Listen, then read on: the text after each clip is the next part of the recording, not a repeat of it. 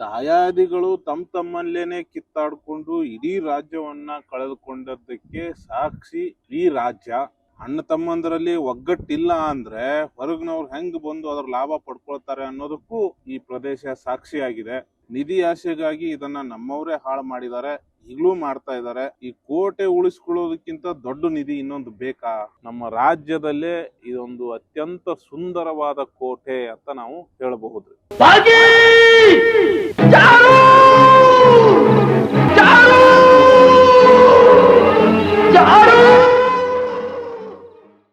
ಶರಣ್ರೇ ಎಲ್ಲರಿಗೂ. ಇವತ್ತ ನಾ ಬಂದಿನಿ ಚನ್ನರಾಯನ ದುರ್ಗ. ಈ ಮಧುಗಿರಿಯ 7 ನಾಡು ಪ್ರಭುಗಳು ಅಂತ ನಾವು ಮಧುಗಿರಿ ಬಗ್ಗೆ ಹೋದಾಗ ನೋಡಿದ್ವಿ. ಅದರ ಒಂದು ಭಾಗ ಈ ಚನ್ನರಾಯನ ದುರ್ಗ. ಈಗ ಇಲ್ಲಿಗೆ ಬಂದೀನಿ. ಬೆಳಗ್ಗೆ ನಾನು ಈ ಬೆಂಗಳೂರಿಂದ ಪಾವಗಡಕ್ಕೆ ಹೋಗೋ ಬಸ್ಸನ್ನು ಹತ್ಕೊಂಡು ತುಂಬಾಡಿ ಅಂತ ಒಂದು ಹಳ್ಳಿ ಬರ್ತೈತ್ರಿ. ಆ ತುಂಬಾಡಿಲಿ ಇಳ್ಕೊಂಡು ಅಲ್ಲಿಂದ 7 ಕಿಲೋಮೀಟರ್ ಆಕೈತಿ. ಈ ಸಿದ್ದರ ಬೆಟ್ಟಕ್ಕೆ ಹೋಗೋ ದಾರಿಲಿ ದುಗ್ಗನಹಳ್ಳಿ ಅಂತ ಇನ್ನೊಂದು ಊರು ಬರ್ತೈತಿ. ಅಲ್ಲಿಂದ ನಾವು ಸುಮಾರು 2.5 ಕಿಲೋಮೀಟರ್ ಬಂದ್ರೆ ಈ ಚನ್ನರಾಯನ ದುರ್ಗಕ್ಕೆ ಬರ್ತೀವಿ. ಅಫ್ಕೋರ್ಸ್ ಈಗ ಚನ್ನರಾಯನ ದುರ್ಗಕ್ಕೆ ಬಂದೀನಿ. ಚನ್ನರಾಯನ ದುರ್ಗ ಕೋಟೆ ಏನಿದೆ, ಇಟ್ಸ್ ಅ ಪ್ರೊಟೆಕ್ಟೆಡ್ ಮೊನ್ಯುಮೆಂಟ್. ಇಲ್ಲಿ ಸುರಕ್ಷತೆಯನ್ನು ತುಂಬ ಜೋಪಾನವಾಗಿ ಮಾಡ್ಕೋತಾರೆ. ಅದಕ್ಕಾಗಿಯೇ ಒಬ್ಬರು ಟೂರಿಸ್ಟ್ ಪೊಲೀಸನ್ನು ಕೂಡ ಇಲ್ಲಿ ನೇಮಕ ಮಾಡಿರ್ತಾರೆ. ಸೊ ಇಲ್ಲಿ ಯಾವುದೇ ತರಹದ ಇಲ್ಲೀಗಲ್ ಆ್ಯಕ್ಟಿವಿಟಿಯನ್ನು ಮಾಡೋಕ್ಕೆ ಸಾಧ್ಯತೆ ಇಲ್ಲ, ಅದಕ್ಕೆ ಅಲಾವು ಕೂಡ ಇಲ್ಲ. ಸೊ ಇದು ಊರ ಒಳಗಡೆಯಿಂದ ದಾರಿ. ನಮ್ಗೆ ಇಲ್ಲಿ ಒಂದು ಇನ್ಫಾರ್ಮೇಷನ್ ಬೋರ್ಡ್ ಸಿಗ್ತೈತಿ. ಮೊದಲೇ ಹೇಳ್ದಂಗೆ ಇಲ್ಲಿ ಸೆಕ್ಯೂರಿಟಿ ತುಂಬ ಟೈಟ್ ಆಗಿರ್ತೈತಿ. ಬಿಗಿನಿಂಗ್ನಾಗ ನಮಗೊಂದು ದೇವಸ್ಥಾನ ಇಲ್ಲೇ ಐತಿ. ಇಲ್ಲಿ ದೇವಸ್ಥಾನಕ್ಕೆ ಹೋಗೋಣ. ಯಲ್ಲಮ್ಮನ ಗುಡಿ, ಸೌದತ್ತಿ ಯಲ್ಲವ್ವ ಅಂತಾರಲ್ರಿ, ಆ ದೇವಸ್ಥಾನ. ಇದನ್ನು ನೋಡಿಕೊಂಡ್ರೆ ಈ ಮರದ ಕೆಳಗಡೆ ನಮ್ಗೆ ದಾರಿ ಐತಿ. ಸೊ ಯಲ್ಲಮ್ಮನ ದೇವಸ್ಥಾನವನ್ನು ನೋಡ್ಕೊಂಡು ಬಂದ್ಮೇಲೆ ನಾವು ಟ್ರ್ಯಾಕಿಗೆ ಬರ್ತೀವಿ. ಆ ಟ್ರ್ಯಾಕಿಗೆ ಹೋಗೋದಕ್ಕಿಂತ ಮುಂಚೆ ಟೂರಿಸ್ಟ್ ಪೊಲೀಸರು ಇರ್ತಾರೆ. ನಾವು ಎಂಟ್ರಿ ಮಾಡಬೇಕು ನಮ್ಮ ಡೀಟೇಲನ್ನೆಲ್ಲ. ಎಂಟ್ರಿ ಆದಮೇಲೆ ಹೋಗ್ಬೇಕು. ಈಗ ನಾನು ಹೋಗ್ತಾ ಇದ್ದೀನಿ. ಪಾತ್ ಚೆನ್ನಾಗಿ ಮಾಡಿದ್ದಾರೆ. ಅಲ್ಲಲ್ಲಿ ಆ ದಾರಿಯನ್ನು ಹಾಕಿ ಚೆನ್ನಾಗಿ ಮಾಡಿದ್ದಾರೆ.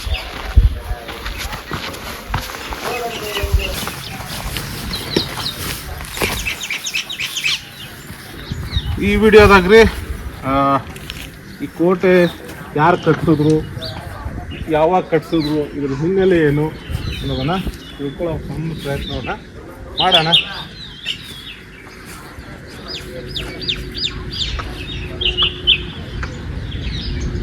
ಈ ಬಂಡೆ ಏನಿದೆಯಲ್ಲ ಸ್ವಲ್ಪ ಕಡಿದಾಗಿರ್ತಕ್ಕಂಥ ಬಂಡೆ. ನೇರವಾಗಿ ಇದನ್ನು ಹತ್ತಕ್ಕಾಗಲಿಲ್ಲ ಅಂದರೆ ಸ್ವಲ್ಪ ಬಳಸ್ಕೊಂಡ್ಬಂದು ಇದನ್ನು ಹತ್ಬೋದು.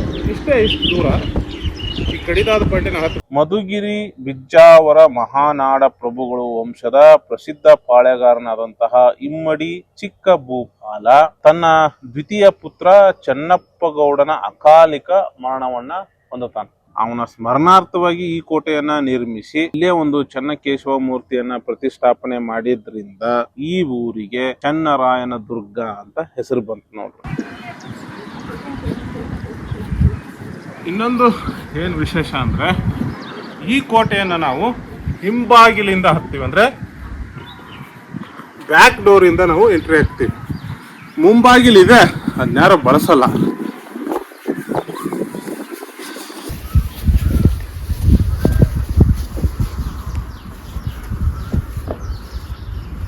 ಮೊದಲನೆಯ ಒಂದು ಕಟ್ಟಡ ಇದೆ, ದ್ವಾರ. ಇಲ್ಲಿ ಕೋಟೆ ಇದೆ, ಕೋಟೆ ಗೋಡೆ ಇದು, ಅಲ್ಲಿಂದ ಸ್ಟಾರ್ಟ್ ಆಗುತ್ತೆ.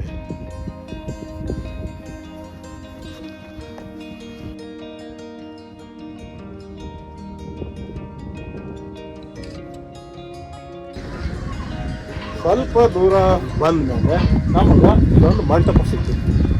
ಬೇಕಾರ ರೆಡಿವಾದ್ರೆ ಬಳಸ್ಕೋಬೋದು.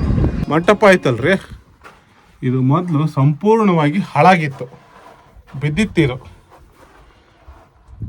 ಇದನ್ನ ಮತ್ತೆ ಕಟ್ಟಿದ್ದಾರೆ, ಚೆನ್ನಾಗಿದೆ.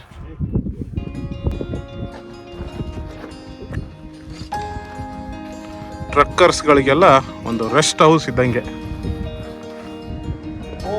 ಟ್ರಕ್ಕರ್ ಜೊತೆ ಗ್ರೂಪ್ ಬಸ್ ಇಸ್ಕೊಂಡು ಈಗ ನಾನು ನನ್ನ ಮುಂದಿನ ಪ್ರಯಾಣವನ್ನು ಮುಂದುವರಿಸ್ತಾ ಇದ್ದೀನಿ ಮೇಲಕ್ಕೆ. ಇಲ್ಲೇ ಹೋಗ್ಬೇಕು. ತುಂಬ ಅಭ್ಯಾಸ ಇಲ್ದವರು better to carry some glucose, ತುಂಬ ಉಪಯೋಗ ಆಗುತ್ತೆ. ಬರೀ ಮೇಲೆ ಮಾಡೋಣ. ನಂದಿತ್ತು ಮರ್ತು ಬಂದ್ಬಿಟ್ಟೆ. ಟ್ರೆಕ್ಕಿಂಗ್ ಮುಗಿಸ್ಕೊಂಡು ಬರ್ತಾ ಇದ್ದಾರೆ. ನಾನೀಗ ಹೋಗ್ತಾ ಇದ್ದೀನಿ. ಇದು ಬ್ಯಾಕ್ ಡೋರ್ನ ಏನಿದು ಗೋಡೆ, ಬ್ಯಾಕ್ ಡೋರ್ಗೆ ಕಟ್ಟಿರ್ತಕ್ಕಂಥದ್ದು. ಇದನ್ನು ಹತ್ಕೊಂಡು ಅಲ್ಲಿ ಕಾಣಿಸ್ತಿದ್ದಿಲ್ಲ, ಅದು ಕೋಟೆ, ಇದು ದಾರಿ. ಕ್ರಿಸ್ತ ಶಕ 1601 ಕ್ರಿಸ್ತ ಶಕ 1613 ಮಧ್ಯದೊಳಗ ಈ ಕೋಟೆಯನ್ನ ನಿರ್ಮಿಸಲಾಗಿದೆ ಅಂತ ಒಂದು ಅಂದಾಜು ಮಾಡಿ ಹೇಳಬಹುದು.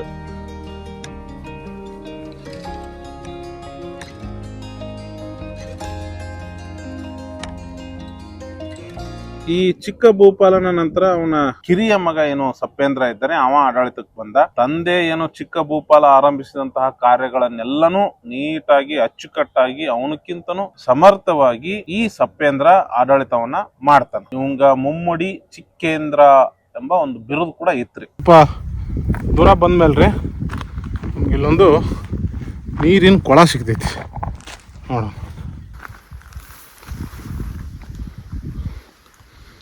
ಸದ್ಯಕ್ಕೆ ನೀರಂತೂ ಏನಿಲ್ಲ. ಇದೊಂದು ಮೇಜರ್ ವಾಟರ್ ಸೋರ್ಸ್ ಈ ಕೋಟೆಗೆ. ಮೊದಲು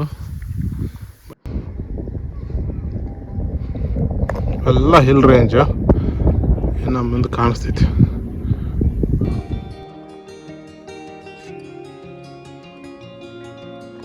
ಅಲ್ಲಿ ಎರಡು ಹತ್ರ ಕೋಟೆ ಬಿದ್ದೈತ್ರಿ, ಇಲ್ಲೊಂದು ಕಡೆ ಇಲ್ಲೊಂದು ಕಡೆ. ಉಳ್ದಂಗ ತಕ್ಕ ಮಟ್ಟಿಗೆ ಐತಿ, ಪರವಾಗಿಲ್ಲ.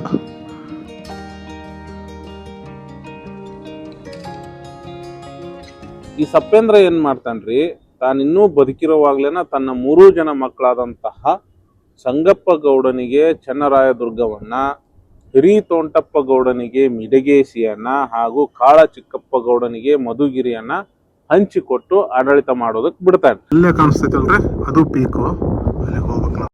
ದಾಯಾದಿ ಕಲಹ ಯಾರನ್ನು ಬಿಟ್ಟಿಲ್ರಿ, ಅದು ಇಲ್ಲಿನೂ ಪ್ರಾರಂಭ ಆಕೈತಿ. ಈ ದಾಯಾದಿ ಕಲಹ ಇಡೀ ವಂಶದ ಆಡಳಿತಕ್ಕನ ಕೊನೆಗೆ ಕಾರಣ ಆಕೈತಿ.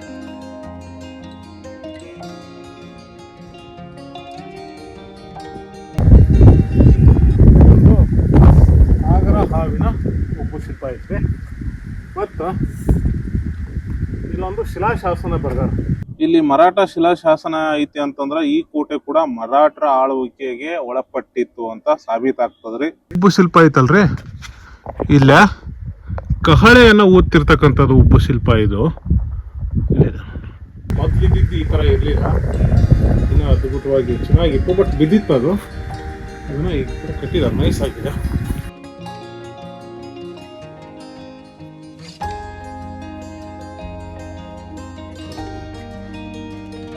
ಇವೆಲ್ಲ ಗೋಡೆಗೆ ಹಾಕೋದಕ್ಕೆ ಇರ್ತಕ್ಕಂಥದ್ದು ಬಾಗಿಲು. ಇದೆಲ್ಲ ಬಾಗಿಲು ಇರ್ತಕ್ಕಂಥದ್ದು ಡೋರ್ ವ್ಯವಸ್ಥೆ. ಇವು ದೀಪ ಹಚ್ಚಿ ಇಡೋದಕ್ಕೆ ಮಾಡಿರ್ತಕ್ಕಂಥದ್ದು.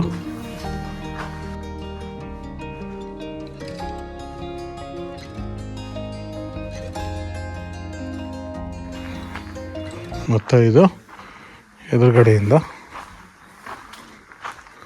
ಮೇಲೆ ನಾವು ಹತ್ಕೊಂಡು ಹೋಗೋದಕ್ಕೆ ದಾರಿ.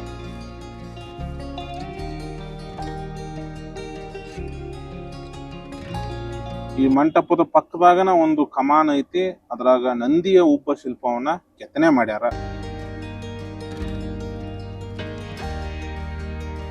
ಅದು ಕೂಡ ಕ್ರ್ಯಾಕ್ ಬಿಟ್ಟೈತಲ್ಲ. ಒಳಗಿಂದ ಬಂದ್ಮೇಲೆ ಇದು ದಿಡ್ಡಿ ಬಾಗಿಲು. ಇದು ಬ್ಯಾಕ್ ಡೋರ್ನಲ್ಲಿ ಇರ್ತಕ್ಕಂತಹ ಮಂಟಪ.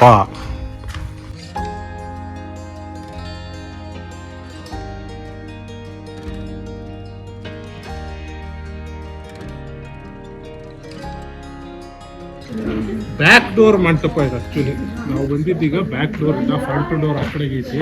ನಾವೀಗ ಎಂಟ್ರಿ ಆಗ್ತೀವಿ ಬ್ಯಾಕ್ ಡೋರ್ ಇಂದ. ಕೋಟೆ ಯಾವುದೋ ಒಂದು ಚಿಕ್ಕ ಕೋಟೆ ಅಲ್ಲ ರೀ, ಭಯಂಕರ ವಿಶಾಲವಾದಂಥ ಕೋಟೆ. ನಾವು ಒಂದು ರೌಂಡ್ ಹಾಕ್ಕೊಂಡು ಬರಬೇಕು. ನಾನು ನನ್ನ ಬಲಗಡೆಯಿಂದ ಸ್ಟಾರ್ಟ್ ಮಾಡ್ತೀನಿ. ಬಲಗಡೆಯಿಂದ ಸ್ಟಾರ್ಟ್ ಮಾಡಿ ಫ್ರಂಟ್ ಡೋರ್ಗೆ ಹೋಗಿ ಪೀಕ್ ಹೋಗಿ ಮತ್ತೆ ಎಡಗಡೆಯಿಂದ ನೋಡೋಣ ಏನು ಸಿಗುತ್ತೆ ಅಂತ.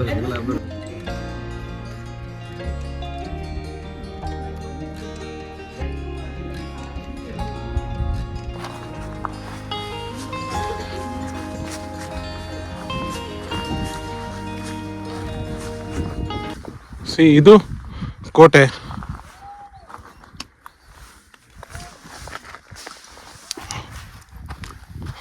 ಇಲ್ಲಿದೆ ನೋಡಿ, ನಾವು ಮೇಲ್ಗಡೆಯಿಂದ ನೋಡಿದ್ರೆ ಮತ್ತಿದೆಲ್ಲ ವ್ಯೂ ಪಾಯಿಂಟು.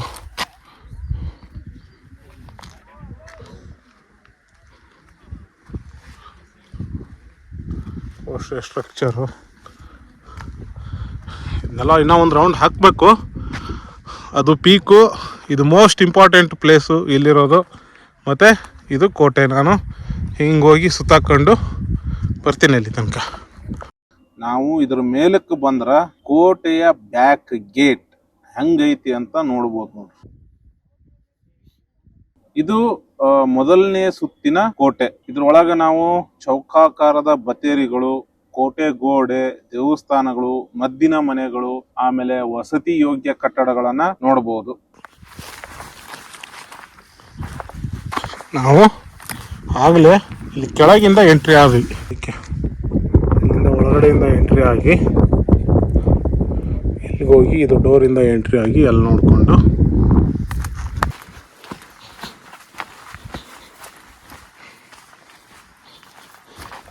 ಇವೆಲ್ಲ ವ್ಯೂ ಪಾಯಿಂಟು, ಹತ್ತು ಬಂದಿದ್ದ ಜಾಗ. ಆಮೇಲೆ ಇಲ್ಲೂ ಕೂಡ ಹೋಗ್ಬೋದು.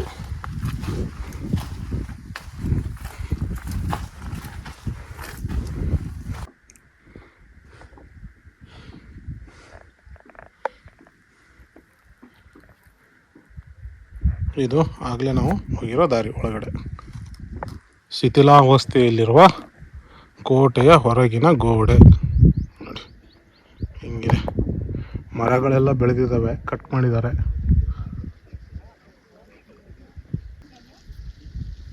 ಸೊ ಅದನ್ನ ನೋಡ್ಕೊಂಡು ಮತ್ತೆ ಬಂದೆ.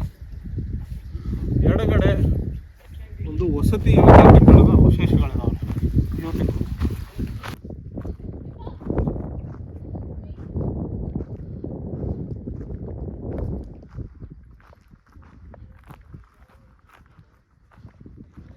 ಇದು ಕೂಡ ಒಂದು ಬತೇರಿ. ಮೇಲ್ಗಡೆಗೆ ವಾಚ್ ಟವರು, ಅದಕ್ಕೆ ದಾರಿ ಅಲ್ಲಿ ತೋರಿಸ್ತೀನಿ. ಅದೊಂದು ವಿಶಾಲವಾದ ಕೆರೆ. ಇದು ವಾಚ್ ಟವರು.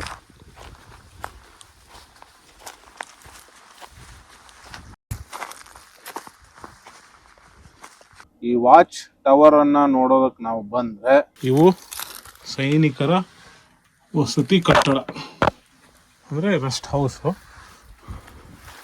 ಇದು ಬತೇರಿ.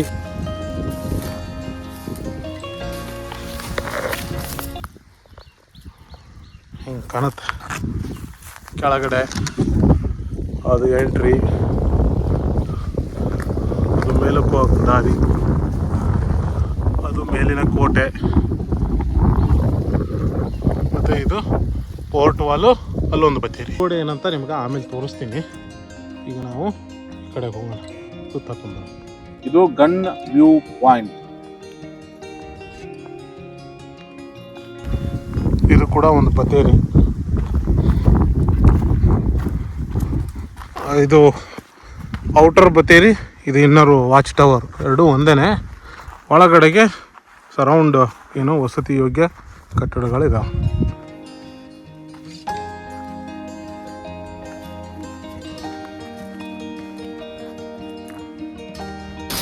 ಎಷ್ಟು ಸಣ್ಣ ಜಾಗ ಇದೆ ಅಂದರೆ ಒಬ್ಬರು ಮಾತ್ರ ಹೋಗ್ತಾರೆ.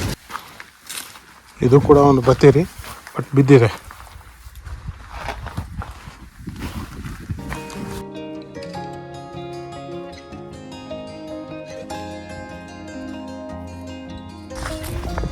ಇದು ಒಂದು ಬತೇರಿನೇ.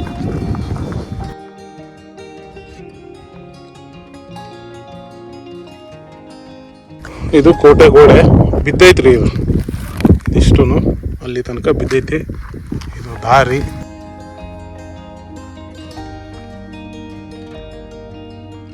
ಇದು ಕೋಟೆಯ ಮೊದಲ ಸುತ್ತಿನ ಒಳಗಿನ ಪ್ರದೇಶ, ಇನ್ನರ್ ಏರಿಯಾ. ಅದು ಫೇಮಸ್ ಟೆಂಪಲ್, ಅಲ್ಲಿಗೂ ಹೋಗೋಣ. ಅಲ್ಲ ಗೋಡೆ, ಅದು ಪೀಕು, ಅಲ್ಲೆರಡು ದೇವಸ್ಥಾನಗಳಿದಾವೆ. ಇದ್ರ ಆ ಕಡೆಗೆ ಫ್ರಂಟ್ ಡೋರ್ ಇದೆ. ನಾನೇನು ಈಗ ಕೋಟೆ ಗೋಡೆ ಮೇಲೆ ಓಡಾಡ್ತಿದ್ದೀನಲ್ಲ, ಇದೇ ಗೋಡೆ ಮೇಲೆ ಇದೇ ಕೋಟೆ ಗೋಡೆ ಮೇಲೆ ಬಂಗಾರದ ಜಿಂಕೆಯ ಫಿಲ್ಮ್ ಶೂಟ್ ಆಗಿದೆ. ಆಲ್ಮೋಸ್ಟ್ ಅದು ಇಲ್ಲೇ ಶೂಟ್ ಆಗಿರೋದು ಪೂರ್ತಿನೂ. ಅಲ್ಲಿ ಅವರು ಬಂಗಾರ ನಾಯಕನ ಕೋಟೆ ಅಂತ ಹೇಳ್ತಾರೆ. ಆ್ಯಕ್ಚುಲಿ ಅದು ಬಂಗಾರ ನಾಯಕನ ಕೋಟೆ ಅಂತ ಇದೆ, ಬಟ್ ಅದು ಪಾವಗಡದ ಹತ್ರ ಇದೆ, ಇದಲ್ಲ. ಇದಕ್ಕೆ ಅವರು ಸಿನಿಮಾದಲ್ಲಿ ಬಂಗಾರ ನಾಯಕನ ಕೋಟೆ ಅಂತ ಹೆಸರಿಟ್ಟು ಶೂಟ್ ಮಾಡಿದ್ದಾರೆ. ಇಲ್ಲಿ ಭಾರತಿ ವಿಷ್ಣುವರ್ಧನ್ ಮತ್ತು ವಿಷ್ಣುವರ್ಧನ್ ಸೇರಿ ಡ್ಯಾನ್ಸ್ ಮಾಡಿರ್ತಾರೆ ಈ ಗೋಡೆ ಮೇಲೆ, ನೋಡಿರ್ತೀರ. ಅದೆಲ್ಲ ಇದೆ ಅಲ್ಲಿ. ಆಮೇಲೆ ಹೋಗೋಣ.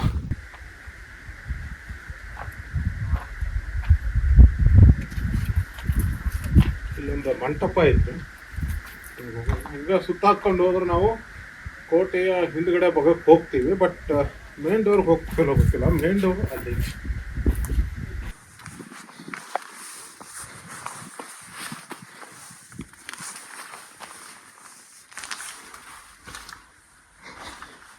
ಸೊ ಬ್ಯೂಟಿಫುಲ್ ಸ್ಟ್ರಕ್ಚರ್ ಇದು ಅಂತೂ ಅದ್ಭುತವಾಗಿದೆ. ಅಡಿಗೆ ಬೇರೆ ಮಾಡ್ಕೊಂಡವ್ರೆ. ಈ ಮಂಟಪನ ನೋಡ್ಕೊಂಡು ನಾನು ಇದ್ರ ಹಿಂದ್ಗಡೆ ಒಂದಿಷ್ಟು ಮಂಟಪಗಳು ಅದಾವ್ರಿ, ಆ ಕಡೆ ಹೊಂಟೀನಿ.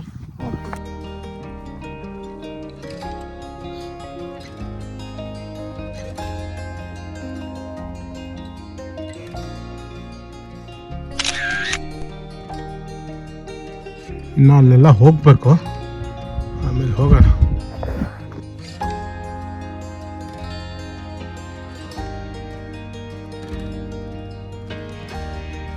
ಇದು ಕೂಡ ಒಂದು ಕಟ್ಟಡ, ಬತೇರಿ ಎಲ್ಲ ಇದೆ.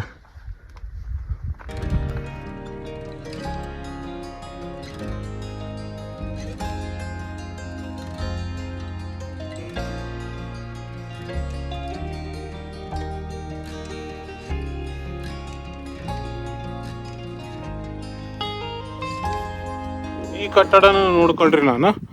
ಮತ್ತೆ ನನ್ನ ಬಲಕ್ಕೆ ಇಲ್ಲಿ ಮೇಲೆ ಒಂದು ಮಂಟಪ ಇದೆ, ಅಲ್ಲಿಗೆ ಹೋಗ್ತಿದ್ದೀನಿ.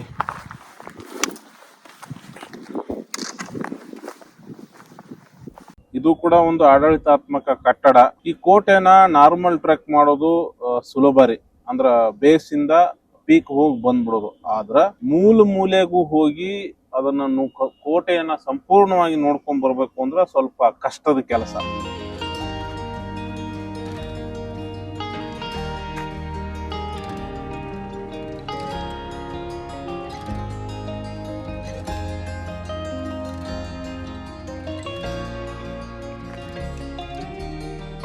ಇವು ಮೆಟ್ಲು ರೀ ಕೋಟೆಯನ್ನ ಹತ್ತೋದಕ್ಕೆ.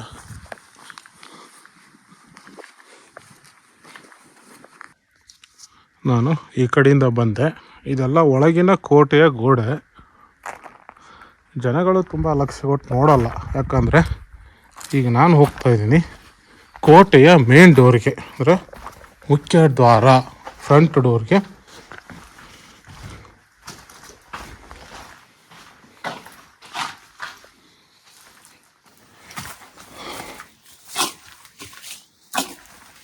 ಮೇನ್ ಡೋರಿಂದ ಹೊರಗಡೆ ಬಂದರೆ ಇದು ದಿಡ್ಡಿ ಬಾಗಿಲು ರೀ. ಮುಂದಕ್ಕೆ ಹೊಂಟೀನಿ. ಕೋಟೆಗೆ ಮೆಟ್ಲೇ ಇಲ್ಲ. ಎಸ್, ಇದು ಕೋಟೆಗೆ ಮೊದಲು ಇದ್ದಂತಹ ದಾರಿ. ಇಲ್ಲಿ ಆಂಜನೇಯ ದಾರಿ ನೋಡ್ರಿ. ಈ ದಾರಿಲೇ ಜನ ಬರೋದು ಕಡಿಮೆ ರೀ. ಕಡಿಮೆನಂದ್ರೆ ರೇರೆಸ್ಟು. ಅಲ್ಲಿಗೆ ಕನೆಕ್ಟ್ ಆಕೈತಿ, ಅಲ್ಲೊಂದು ದೇವಸ್ಥಾನ ಐತಿ ಬಿಳಿದು, ಅಲ್ಲಿಗೆ ಕನೆಕ್ಟ್ ಆಕೈತಿ. ಅಲ್ಲಿಂದ ಇದಕ್ಕೆ ಎಂಟ್ರ್ ಆಗಿ ಇದು ಆಂಜನೇಯನ ಸ್ವಾಮಿ. ಆಮೇಲೆ ಕೋಟೆಗೆ ನೋಡ್ರಿ ವಿಘ್ನೇಶ್ವರನ ಚಿತ್ರ, ಉಬ್ಬು ಶಿಲ್ಪ ಇದೆ, ಮೇಲ್ಗಡೆ ಕುಂಬಿ ವ್ಯವಸ್ಥೆ ಇದೆ. ಸೊ ಇದು ಮೇನ್ ಎಂಟ್ರೆನ್ಸ್.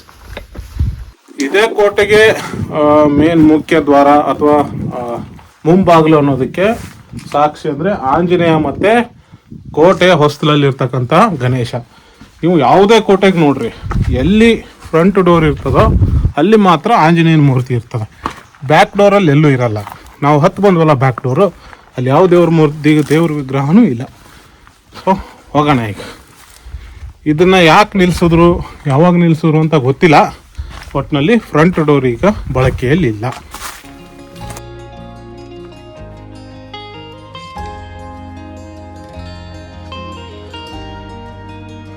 ಸೊ ನಾನೀಗ ಫ್ರಂಟ್ ಡೋರನ್ನು ನೋಡಿಕೊಂಡು ಮತ್ತೆ ಹೊರಗಡೆ ಬಂದು ಇಲ್ಲಿ ಮತ್ತೆ ನಾನು ನನ್ನ ಬಲಗಡೆಗೆ ಮೇಲಕ್ಕೆ ಹೋಗ್ತಾ ಇದ್ದೀನಿ. ಇಲ್ಲೊಂದು ಡೋರ್ ಇದೆ. ನಾನು ಮೊದಲೇ ಹೇಳ್ದಂಗೆ ರೀ, ನಾನು ಕೋಟೆಯನ್ನು ಟ್ರೆಕ್ ಮಾಡೋಕ್ಕೆ ಸ್ಟಾರ್ಟ್ ಮಾಡಿದ್ದು ಎಂಟ್ರಿಯಿಂದ, ಅಂದರೆ ಬ್ಯಾಕ್ ಗೇಟ್ ಎಂಟ್ರಿಯಿಂದ ನನ್ನ ಬಲಗಡೆಯಿಂದ ಸ್ಟಾರ್ಟ್ ಮಾಡಿದ್ದೀನಿ. ಎಡಗಡೆಗೆ ಇನ್ನೂ ಪ್ಲೇಸ್ಗಳಿದ್ದಾವೆ.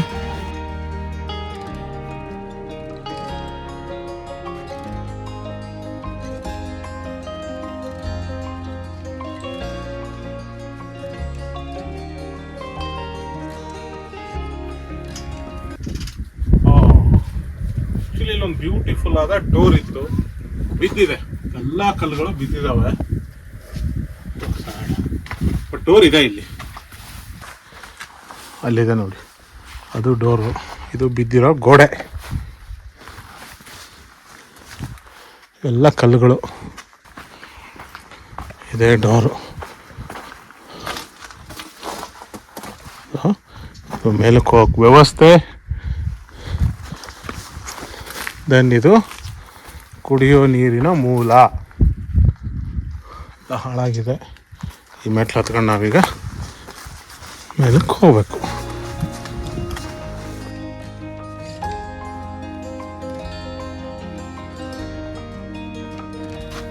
ಈ ಡೋರ್ಗೆ ಹೋಗೋದಕ್ಕಿಂತ ಮುಂಚೆ ಇನ್ನೊಂದು ದಾರಿ ಹೋಗ್ಬೇಕು. ಬತ್ತೇರಿ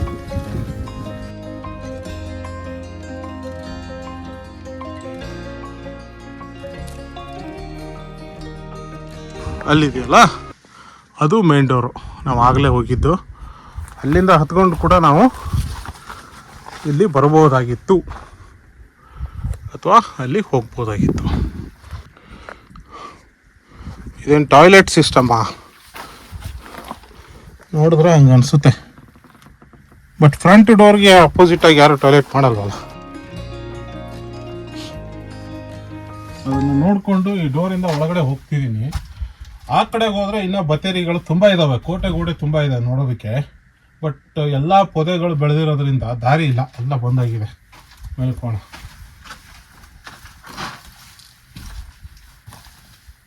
ಇಲ್ಲೊಂದು ವಿಶಾಲವಾದ ಮರ ಇತ್ತು, ಬೆಳೆದಿದೆ, ಕಟ್ ಮಾಡಿದ್ದಾರೆ.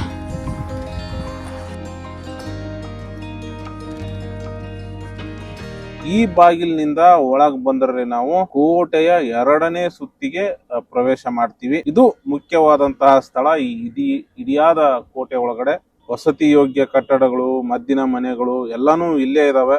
ಅದು ದೀಪ ಹಚ್ಚಕ್ಕೆ, ಫುಡ್ ಇಡೋಕೆ ಕಮಾನು ಒಡೆದೋಗಿದೆ ಎಲ್ಲ.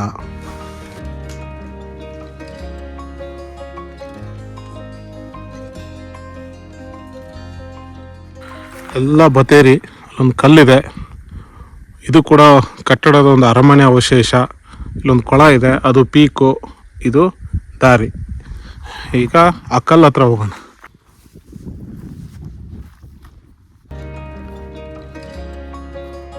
ಇಷ್ಟೊಂದು ಚೌಕಾಕಾರವಾಗಿ ಏನಿರ್ಬೋದು ನೀಟಾಗಿ ಮಾಡಿದ.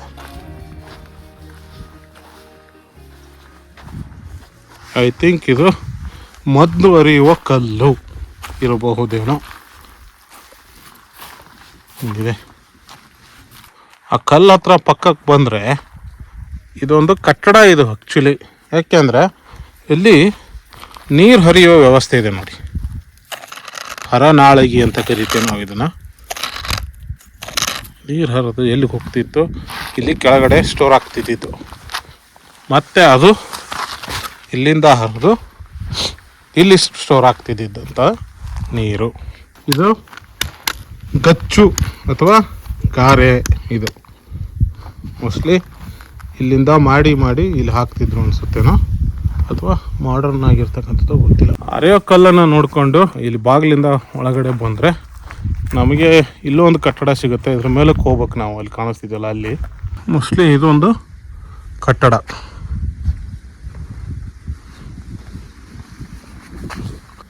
ಸೊ ನಾನು ಆ ಬಾಗಿಲಿಂದ ಹೋಗಿ ಅಲ್ಲಿ ಅರೆಯೋ ಕಲ್ಲನ್ನು ನೋಡ್ಕೊಂಡು ಬಂದೆ. ಇಲ್ಲೊಂದು ಕಟ್ಟಡ ಐತ್ರಿ, ನೋಡೋಣ ಏನೈತಿ ಅಂತ ಹೇಳಿ.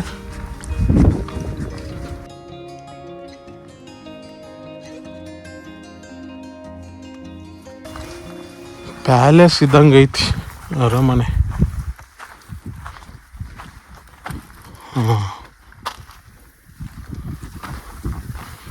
ಎಲ್ಲ ಹಂಗೆ ಕಾಣಿಸ್ತಿದೆ ನೋಡ್ರಿ.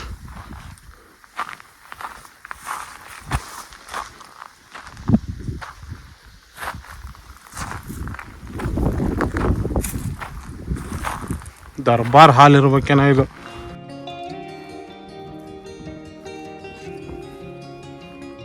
ಮಧುಗಿರಿಯನ್ನ ಆಡಳಿತ ಮಾಡ್ತಿದ್ದಂತಹ ಏನ್ರಿ ಕಾಳ ಚಿಕ್ಕಪ್ಪ ಗೌಡ ಇದ್ದ. ಅವನ ನಂತರ ಆತನ ಮಕ್ಕಳಾದಂತಹ ರಾಮಪ್ಪ ಗೌಡ ಮತ್ತು ತಿಮ್ಮಪ್ಪ ಗೌಡರಲ್ಲಿ ಅಧಿಕಾರ ಪಡ್ಕೋಬೇಕು ಅಂತ ಅಂತಹ ಕಲಹ ಉಂಟಾಕೈತಿ. ಎಲ್ಲ ವಸತಿ ಯೋಗ್ಯ ಕಟ್ಟಡಗಳು ನೋಡ್ರಿ, ಬಾಗಿಲು ವ್ಯವಸ್ಥೆ. ನಾವು ಹೋಗುವಾಗ ಆ ಡೋರಿಂದ ಹೋಗ್ತೀವಿ. ಇಲ್ಲೊಂದು ವ್ಯವಸ್ಥೆ ಐತಿ, ಇದು ಕೂಡ ವಸತಿ ಯೋಗ್ಯ ಕಟ್ಟಡದ ವ್ಯವಸ್ಥೆ. ಅದು ಪೀಕು. ನಾವು ಈ ಮಂಟಪದ ಒಳಗಡೆಯಿಂದ ಬಂದಿದೆ. ಈ ಅರಮನೆ ತರ ಇರೋ ಅವಶೇಷಗಳನ್ನ ನೋಡ್ಕೊಂಡು ನಾವೀಗ ಮೇಲಕ್ಕೆ ಹೋಗ್ಬೇಕು, ಅಂದ್ರೆ 3ನೇ ಸುತ್ತಿಗೆ ಹೋಗ್ಬೇಕು.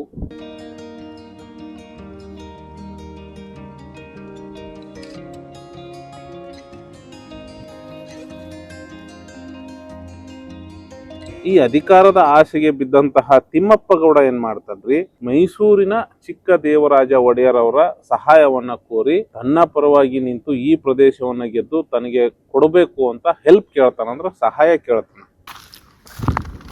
ನಾವು ಮೇನ್ ಡೋರಿಂದ ಬಂದಿದ್ರೆ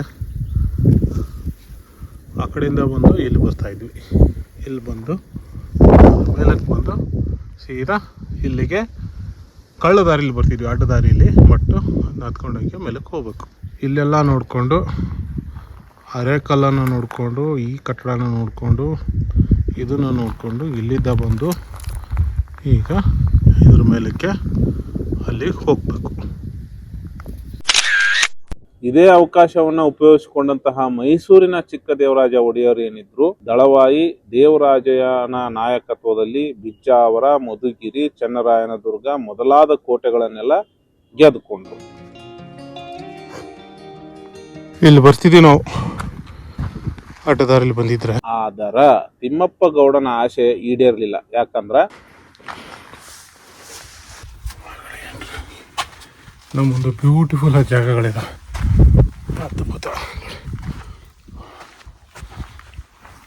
ಚಿಕ್ಕ ದೇವರಾಜ ಒಡೆಯರ್ ಈ ಪ್ರದೇಶವನ್ನ ತಮ್ಮ ರಾಜ್ಯಕ್ಕೆ ಸೇರಿಸ್ಕೋತಾರೆ. ಇಲ್ಲಿ ಆಡಳಿತ ಮಾಡ್ತಿದ್ದಂತ ಎಲ್ಲಾ ಪಾಳೆಗಾರರನ್ನ ಬಂಧಿಸಿ ಚಿಕ್ಕ ದೇವರಾಜ ಒಡೆಯರ್ ಅವರು ಶ್ರೀರಂಗಪಟ್ಟಣದ ಜೈಲಿನಲ್ಲಿ ಇಡ್ತಾರ. ಅಲ್ಲಿಗೆ ಬಿಜ್ಜಾವರ, ಮಧುಗಿರಿ, ಮಹಾನಾಡ ಪ್ರಭುಗಳ ಆಡಳಿತ ಕೊನೆ ಆಗ್ತೈತಿ. ಇನ್ನೊಂದು ಗೋಡೆ ಮೇಲೆ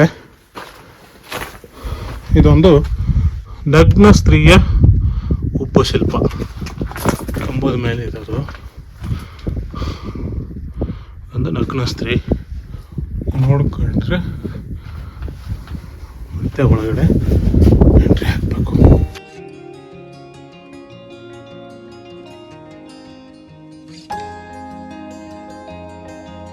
ಇಲ್ಲೊಂದು ಬತೇರಿ ಐತಿ, ನೋಡೋದಕ್ಕೆ ಹೋಗೋನು. ಅಲ್ಲಿ ಕಾಣಿಸ್ತೈತಲ್ರಿ, ಅದೇ 3ನೇ ಸುತ್ತಿನ ಕೋಟೆ, ಅದೇ ಪೀಕ್.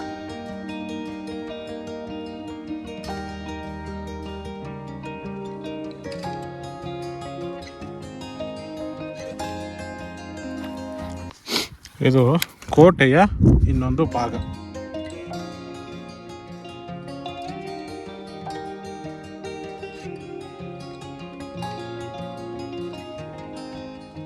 ಈ ಬತೇರಿಯನ್ನ ನೋಡ್ಕೊಂಡು ಹಂಗ ಮುಂದಕ್ಕೆ ಬಂದ್ರಿ. ಬಂದ ಮೇಲೆ ನಮ್ಗೆ ಇಲ್ಲೊಂದು ಕಳ್ಳ ದ್ವಾರ ಸಿಗ್ತೈತಿ. ದಾರಿಯನ್ನ ಆಡಳಿತಗಾರರು ತುರ್ತು ಪರಿಸ್ಥಿತಿಗೆ ಬಳಕೆ ಮಾಡ್ಕೊಂಡಿರ್ತಾರ.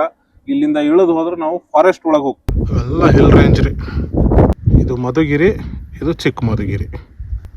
ಇದನ್ನೆಲ್ಲ ನೋಡ್ಕೊಂಡು ಮತ್ತೆ ಈಗ ಬೆಟ್ಟದ ಮೇಲಕ್ಕೆ ಹೋಗೋಕ್ಕೆ ದಾರಿ ಹುಡುಕ. ಸೊ ಅದನ್ನೆಲ್ಲ ನೋಡ್ಕೊಂಡು ಬಂದ್ಮೇಲೆ ರೀ ಮತ್ತು ನಾವು ಈ ಕಡೆ ಮೆಟ್ಲು ಹತ್ತಿ ಮೇಲಕ್ಕೆ ಹೋಗ್ಬೇಕೀಗ ಪೀಕಿಗೆ.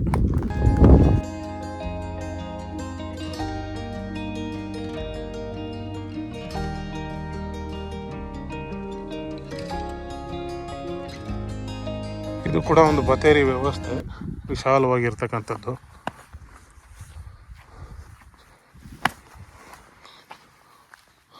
ಮೋಸ್ಟ್ಲಿ ಇದು ಕೆನಾನ್ ಇಡೋದಕ್ಕೆ, ಅಂದರೆ ಮದ್ದು ಗುಂಡನ್ನು ಹಾರಿಸೋದಕ್ಕೆ ಇರ್ತಕ್ಕಂಥ ವ್ಯವಸ್ಥೆ ಇರ್ಬೋದು.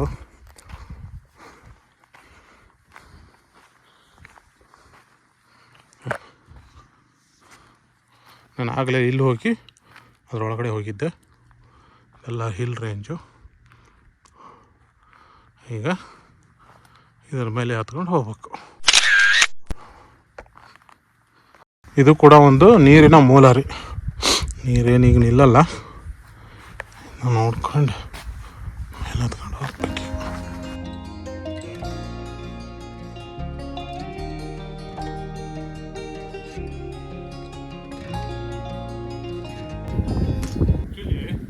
ಎಲ್ಲಿಂದ ಬಂದ್ರಿ, ಇದು ಒಂದು ಡೋರ್ ರೀ, ಇದು ಒಂದು ಡೋರ್. ಅದಕ್ಕಿಂತ ಮುಂಚೆ ಇಲ್ಲಿ ಮೆಟ್ಲು ಅದಾವ ನೋಡ್ರಿ. ಮೆಟ್ಲು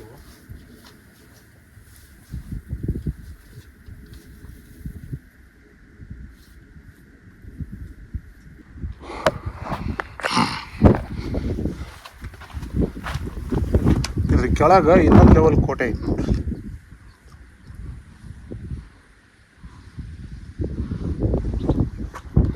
ಎಲ್ಲ ನೋಡ್ಕೊಂಡು ಈಗ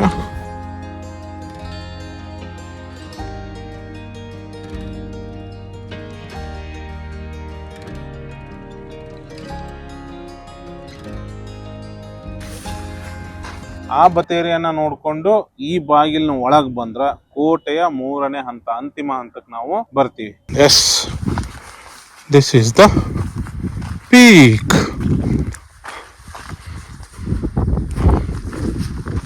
ಇಲ್ಲಿಂದ ಕೋಟೆಯನ್ನು ನೋಡಿದ್ರ ಹಿಂಗ್ ಕಾಣಿಸ್ತೈತಿ ನೋಡಿ.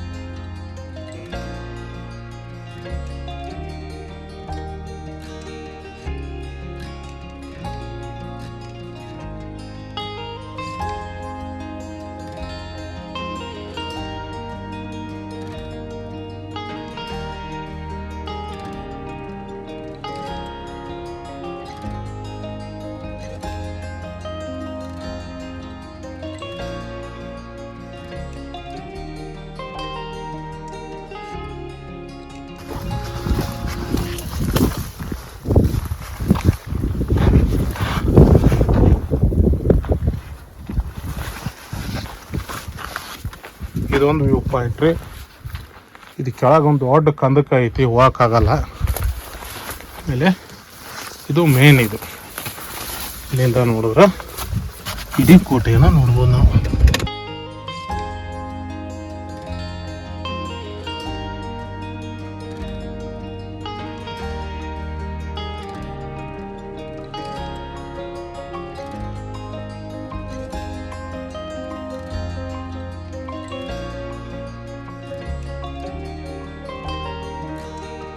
ಇದು ಕೆಳಗಿನ ಕೋಟೆ. ಇಲ್ಲೊಂದು ಮದ್ದಿನ ಮನೆ ಐತೆ ನೋಡ್ರಿ.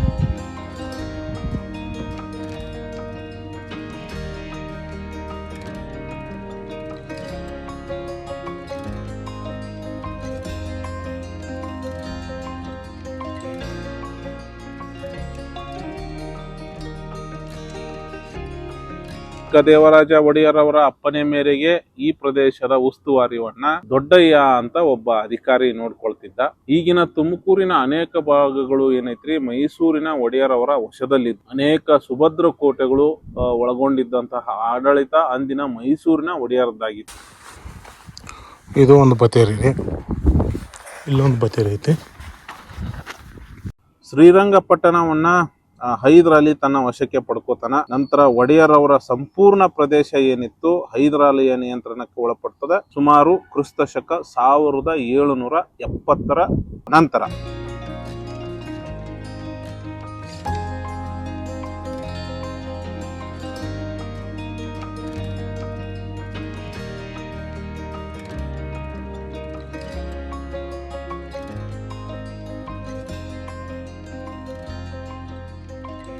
ಹೈದರ್ ಅಲಿ ಈ ಎಲ್ಲ ಪ್ರದೇಶವನ್ನ ವಶಪಡಿಸಿಕೊಂಡ ನಂತರ ಮಿಡಗೇಶಿ, ಶಿರಾ, ಮಧುಗಿರಿ, ಚನ್ನರಾಯನ ದುರ್ಗ ಈ ಎಲ್ಲಾ ಪ್ರದೇಶಗಳ ಜವಾಬ್ದಾರಿಯನ್ನ ನೋಡ್ಕೊಳ್ಳೋದಕ್ಕ ಪ್ರಧಾನ ವೆಂಕಪ್ಪಯ್ಯ ಎಂಬುವನನ್ನ ನೇಮಕ ಮಾಡ್ತಾನೆ. ಆದ್ರ ಶಿರಾದಲ್ಲಿ ನಡೆದಂತ ಒಂದು ಘಟನೆ ಏನಾಕೈತಿ, ವೆಂಕಪ್ಪಯ್ಯನನ್ನ ಪ್ರಧಾನ ಹುದ್ದೆಯಿಂದ ಕೆಳಗಿಳಿಸಿ ಅವನ ಮೇಲೆ ದುರುಪಯೋಗದ ಆರೋಪವನ್ನು ಹೊರಿಸಿದ್ದಂತಹ ಹೈದರ್ ಅಲಿ ಜೈಲಿಗೆ ಕಳಿಸ್ತಾನೆ. 1779ರಲ್ಲಿ ಪ್ರಧಾನ ವೆಂಕಪ್ಪಯ್ಯ ಏನಿಲ್ಲ ಆಡಳಿತ ನೋಡ್ಕೋತಿದ್ದ, ಅದು ಕೊನೆ ಆಗ್ತಿತ್ತು.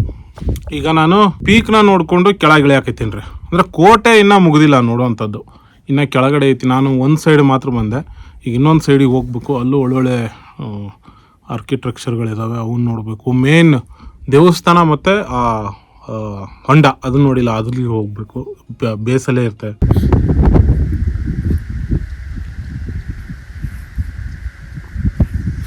ಆಗಲೇ ರೀ ಇದ್ರ ಮೇಲೆ ಹೋಗಕ್ಕೆ ನಾನು ಈ ಕಡೆಯಿಂದ ಬಂದಿದ್ದೆ, ಈಗ ಈ ಕಡೆಯಿಂದ ಹೋಗ್ತೀನಿ. ನೋಡಲ್ಲ, ಇಲ್ಲಿ ಒಂದು ಸ್ವಲ್ಪ ಕಟ್ಟಡಗಳದ.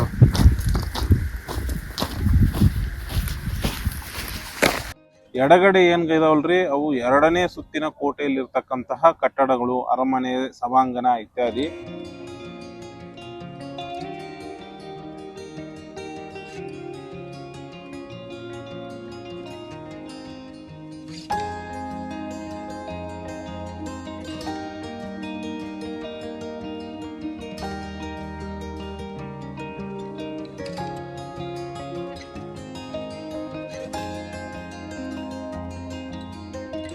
ಇವೆಲ್ಲವೂ ಕಟ್ಟಡಗಳ ಅವಶೇಷಗಳು, ಎಲ್ಲವೂ ಕಲ್ಲಿನಿಂದಲೇ ಕಟ್ಟಿರ್ತಕ್ಕಂಥದ್ದು. ಯಾವುದೂ ಈಗ ಉಳ್ಕೊಂಡಿಲ್ಲ. ಬಾಗಿಲು ವ್ಯವಸ್ಥೆ ನೀಟಾಗಿ ಕಾಣಿಸ್ತೈತಿ ನೋಡ್ರಿ, ಆದ್ರೆ ಯಾವ ಕಟ್ಟಡನೂ ಉಳ್ಕೊಂಡಿಲ್ಲ.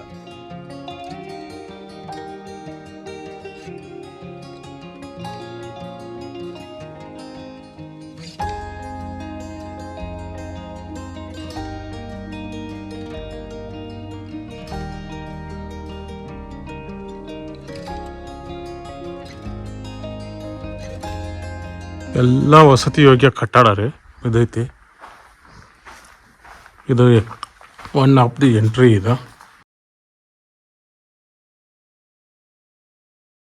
ಹೈದರಾಲಿಯ ಏನೋ ಆಡಳಿತ ಸಂದರ್ಭ ಐತ್ರಿ. ಆವಾಗ ಈ ಕೋಟೆ ಮರಾಠರಿಗೂ ಮತ್ತು ಮೈಸೂರಿನ ಅರಸರಿಗೂ ಆಗಾಗ ಕೆಲವೊಂದ್ಸರಿ ಕೈ ಬದಲಾಗ್ತಿತ್ತು. ಅಂದ್ರೆ ಕೆಲವೊಂದ್ಸರಿ ಮರಾಠರು ವಶಪಡಿಸ್ಕೊತಿದ್ರು, ಇನ್ ಕೆಲವೊಂದ್ಸರಿ ಹೈದರಾಲಿ ವಶಪಡಿಸ್ಕೊತಿದ್ದ.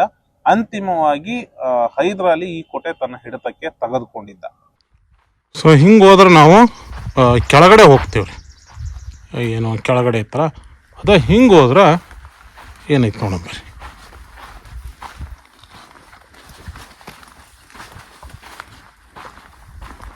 ಓ, ಅಲ್ಲೊಂದು ಕಟ್ಟಡ ಐತಿ.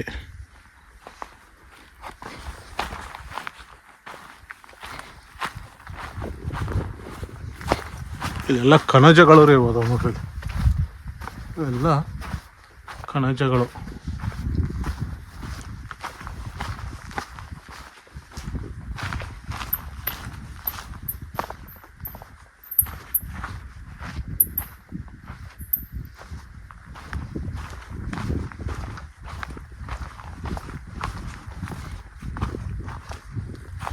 ದೇವಸ್ಥಾನ ಇದ್ದಂಗೆ ಐತೆ.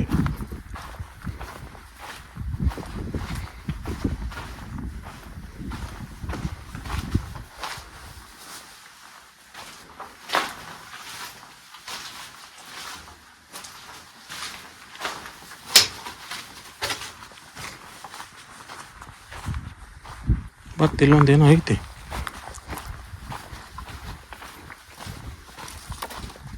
ಕಟ್ಟಡ.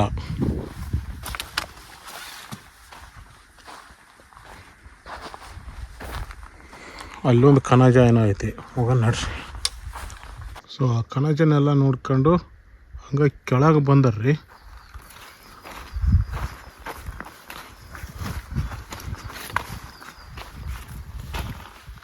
ಬ್ಯೂಟಿಫುಲ್. ಮೋಸ್ಟ್ಲಿ ಇಲ್ಲಿ ಯಾರೂ ಬರಲ್ಲ.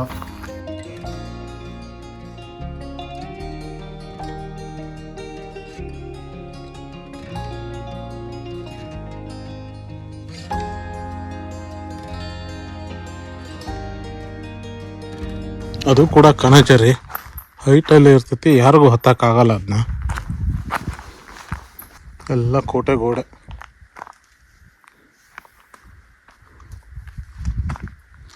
ಅಲ್ಲಿ ಒಂದು ಐತಿ ಬಾಗಿಲು, ನೋಡೋಣ ಹೋಗೋಕ್ಕಾಗತ್ತೇನೋ ಅಂತ.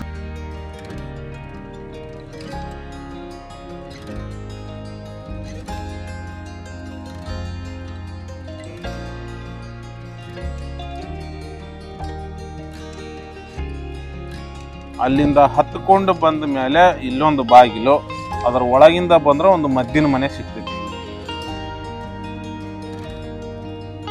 ಈಗ ಕೆಳಗೆ ಹೋಗ್ಬೇಕು.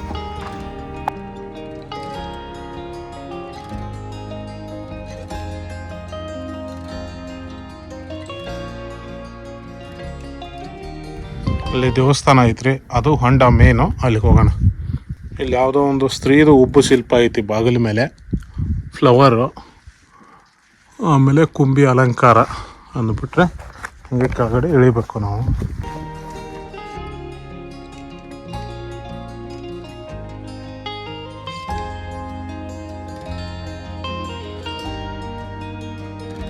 ಆ್ಯಕ್ಚುಲಿ ಈ ಗೋಡೆ ಏನೈತಲ್ರಿ, ಇದು ಕನಜರಿ, ಇದು ಗೋಡೆ ಅಲ್ಲ. ಇದ್ರ ಒಳಗಡೆ ಒಂದು ಉಗ್ರಾಣದ ವ್ಯವಸ್ಥೆ ಇರ್ತೈತಿ.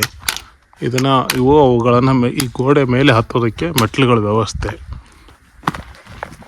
ನಾವು ಆಗಲೇ ಇಲ್ಲೆಲ್ಲ ಹೋಗಿ ಬಂದ್ವಿ. ಈಗ ಇಲ್ಲ ಒಂದು ಕೆಳಗೆ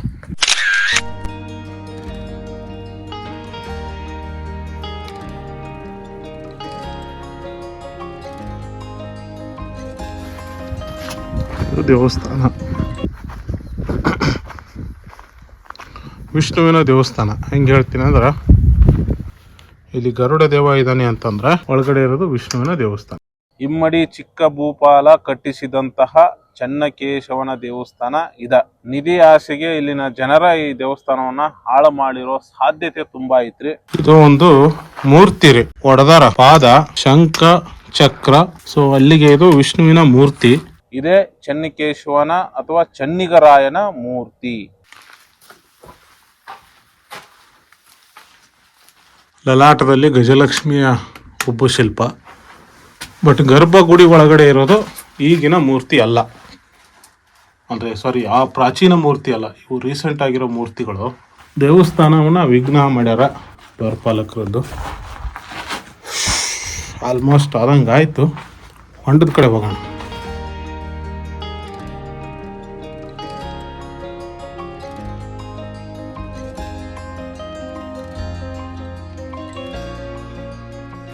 ಒಳಕಲ್ಲು ಹಂಗೆ ಕೇಳ್ಕೊಂಡು ಹೋಗ್ರ. ಇದು ಕಣಜರಿ, ಅದು ದೇವಸ್ಥಾನ. ಈ ದೇವಸ್ಥಾನ ಮತ್ತು ಹೊಂಡ ಇಲ್ಲಿನ ಹಾಟ್ ಸ್ಪಾಟ್.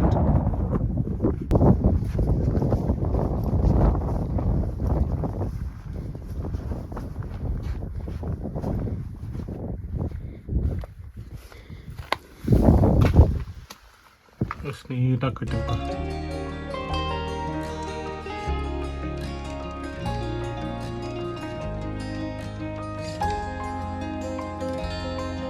ಹೈದರಾಲಿಯ ಮರಣಾನಂತರ ಈ ಕೋಟೆ ಸಹಜವಾಗಿ ಅವನ ಮಗ ಟಿಪ್ಪು ಸುಲ್ತಾನಿಗೆ ಸೇರ್ತದೆ 1782 ನಂತರ. ಇದು ನೋಡ್ರಿ ಶಿವನ ದೇವಸ್ಥಾನ. ಒಳಗಡೆ ಶಿವ ಇಲ್ಲ, ಗಣೇಶ ಇದ್ದಾರೆ. ದ್ವಾರಪಾಲಕರು ನಂದಿ ಮತ್ತು ಭೃಂಗಿ. ದೇವಸ್ಥಾನದ ಲಲಾಟದಲ್ಲಿ ಈಶ್ವರನಿಗೆ ಗಜಗಳು ಅಭಿಷೇಕ ಮಾಡಿರ್ತಿರ್ತಕ್ಕಂತಹದ್ದು. ಒಳಗಡೆ ಈಶ್ವರ ಇಲ್ಲ, ಬದಲಾಗಿ ಗಣೇಶನ ವಿಗ್ರಹ ಇಟ್ಕೊಂಡಿದ್ದಾರೆ. ಇದು ಆ್ಯಕ್ಚುಲಿ ಶಿವನ ದೇವಸ್ಥಾನ. ಈ ದೇವಸ್ಥಾನದ ಎದುರುಗಡೆ ನೋಡಿದ್ರೆ ಈ ಹೊಂಡ. ನಮ್ಮ ರಾಜ್ಯದಲ್ಲೇ ಇದೊಂದು ಅತ್ಯಂತ ಸುಂದರವಾದ ಕೋಟೆ ಅಂತ ನಾವು ಹೇಳಬಹುದು.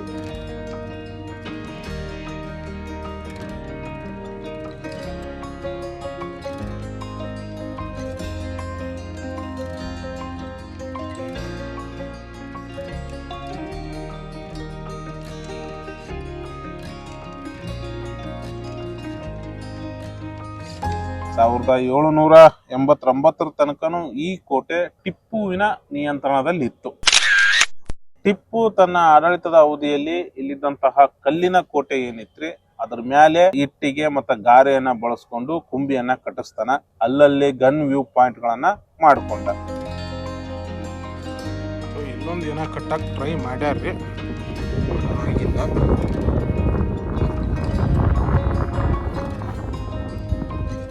ಏನು ಟಿಪ್ಪು ಸುಲ್ತಾನ್ ತಯಾರಿಸ್ತಿದ್ನಲ್ರಿ ಮಿಷಲ್ಗಳು, ಅವುಗಳಿಗೆ ಬೇಕಾದಂತಹ ಕಚ್ಚಾ ಖನಿಜ ಮತ್ತೆ ರಾಸಾಯನಿಕಗಳನ್ನ ಇಲ್ಲಿ ತಯಾರ ಮಾಡಿ ಮಿಸೈಲ್ಗಳನ್ನ ಎಲ್ಲಿ ರೆಡಿ ಮಾಡ್ತಿದ್ರಲ್ಲ ಅಲ್ಲಿಗೆ ರಫ್ತು ಮಾಡ್ತಿದ್ದ ಅಂತ ಹೇಳಲಾಗ್ತದ.